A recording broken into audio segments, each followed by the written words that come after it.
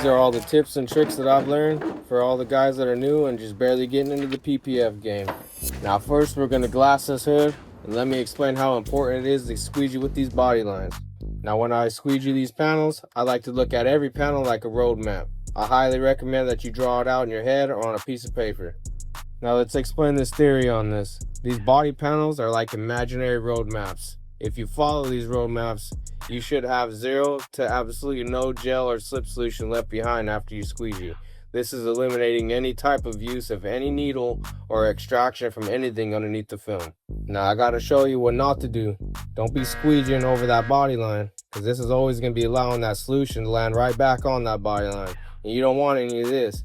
Even though you don't see it, oh, it's still there. Now pay attention to this part and how I will be squeegeeing, because we're going to be starting right here on the edge of the hood.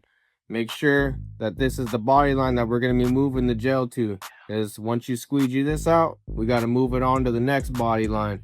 You got to make sure all this slip solution is being extracted though. You always have to squeegee with that body line. Now let's talk about this body line theory. There's always going to be 3 parts of that body line. You got the crease, the right, and the left side of that crease line. You want to squeegee all 3, but y'all better make sure you're overlapping them passes. That's the only way you're going to get all this gel or slip solution out. You got to follow that body line all the way down to the end. That's the only way you're going to not have no slip left behind. And since I am working solo, I'll be starting on this one side, but I have to be pushing all this instant gel out to the other side. But y'all better stay focused, because you got to follow that imaginary road map. Successfully extract all this stuff and you won't have nothing under this film. And last but not least, here's a couple more tips. Prop them up. When you're installing film on the hood, try to keep it popped up. This will allow you to be way better at cutting and trimming, especially when you're wrapping edges. I like to use this core that I made to keep the hood popped open. Now let me kick some advice for some of you guys that are going to be new to PPF. There's always going to be 100 ways of doing everything. The one thing I could say to you